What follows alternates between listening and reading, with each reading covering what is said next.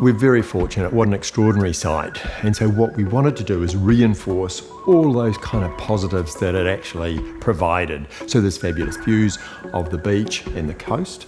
And out the back, there's views of the hills towards the south. The idea of the light mines came very early in the design process.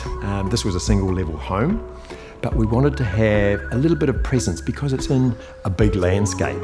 And so we hit upon the idea of mining light, giving a sculptural nature to the spaces inside.